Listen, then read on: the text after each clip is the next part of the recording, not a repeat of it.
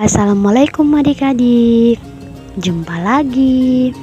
Sebelum kita memulai pembelajaran di hari ini, Ibu ingin bertanya, adakah yang tahu ini gambar apa?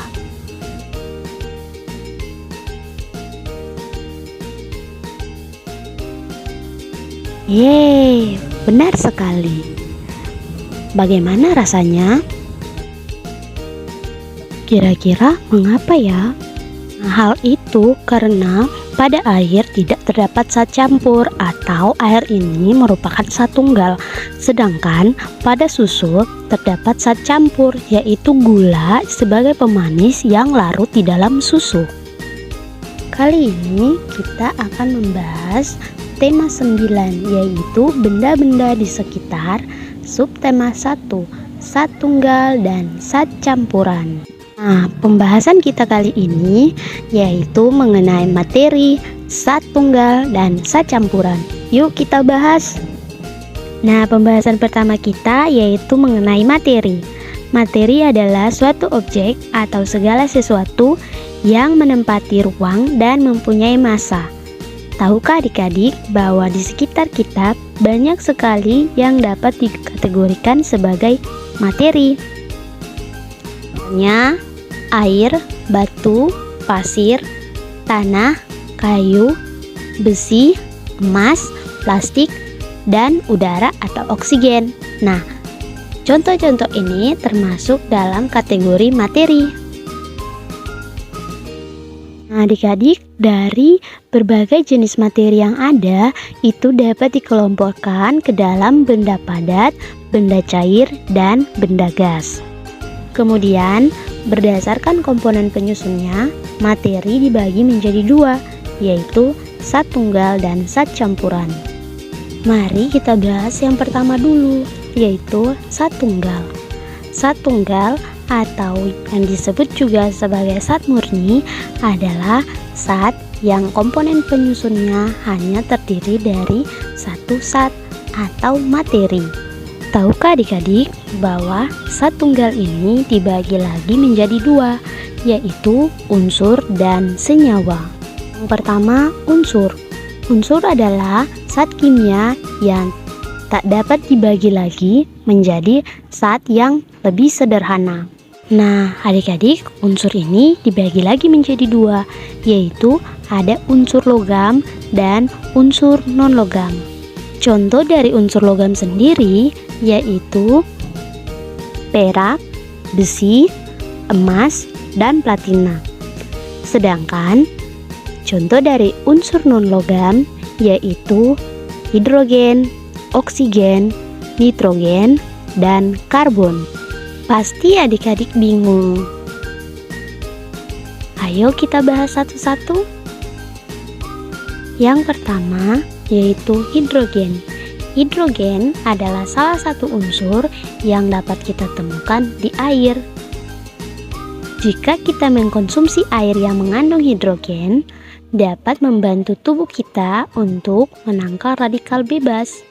Jadi, hidrogen ini sebagai antioksidan. Nah, adik-adik bisa lihat unsur hidrogen sendiri yaitu dilambangkan dengan huruf H2. Yang kedua yaitu oksigen. Oksigen adalah suatu unsur yang diperlukan makhluk hidup untuk bernafas. Adik-adik, pepohonan di sekitar kita itu menyumbang oksigen. Selain pepohonan, air laut beserta biota laut di dalamnya juga menyumbang oksigen.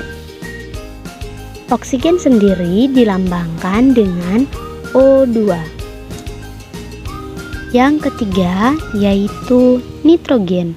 Nitrogen adalah salah satu unsur yang terdapat di dalam tanah dan dibutuhkan untuk pertumbuhan tanaman. Dan yang terakhir adik-adik yaitu karbon. Karbon adalah unsur yang digunakan untuk menyerap zat atau mineral yang mencemari air. Atau bisa dikatakan jika air kotor, kita dapat menggunakan karbon untuk menyaring setiap kotoran pada air sehingga air tersebut menjadi bersih. Nah, adik-adik, untuk contoh karbon ini kita dapat melihat dari arang. Nah, hasil pembakaran kayu yang berupa arang ini merupakan contoh dari karbon. Contoh lainnya, ketika kita membakar sesuatu, asap yang dihasilkan juga mengandung karbon, yaitu karbon dioksida yang dilambangkan dengan CO2. Selain pembakaran sampah, kita juga dapat melihat dari pembakaran rokok. Asap yang ditimbulkan dari rokok serta abu yang dihasilkan juga merupakan contoh dari karbon. Tapi adik-adik, bukan berarti asap yang dihasilkan atau arang yang dihasilkan dapat digunakan adik-adik untuk membersihkan air. Tidak ya, karbon ini ada beberapa jenis, dan untuk karbon pembersihan air itu juga ada jenisnya sendiri. Yang kedua yaitu senyawa. Senyawa adalah zat tunggal yang terdiri dari beberapa unsur. Contoh dari senyawa yaitu garam, air, dan gula. Nah, Ibu contohkan garam. Garam ini merupakan zat tunggal yang terdiri dari beberapa unsur. Unsur-unsurnya yaitu berupa mineral-mineral yang terkandung di air laut. Karena garam ini kan dalam proses pembuatannya diambil dari air laut. Lanjut pada pembahasan berikutnya, yaitu zat campuran. Zat campuran adalah zat yang komponen penyusunnya terdiri dari dua atau lebih zat atau materi. Nah, adik-adik bisa perhatikan pada video di samping ini. Ini adalah contoh dari zat campuran, di mana adik-adik bisa lihat bahwa komponen untuk membuat suatu jus lemon membutuhkan air dan perasan air lemon.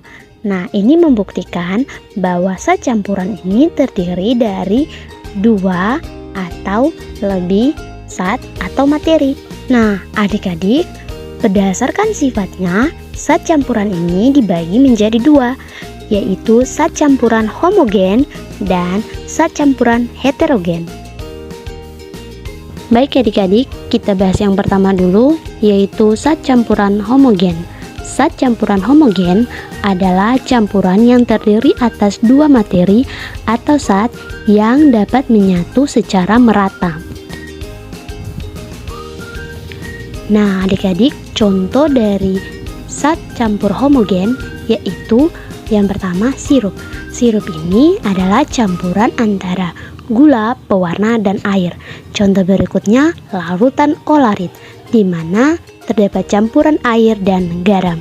Dan contoh yang terakhir yaitu udara, yang merupakan campuran antara gas-gas.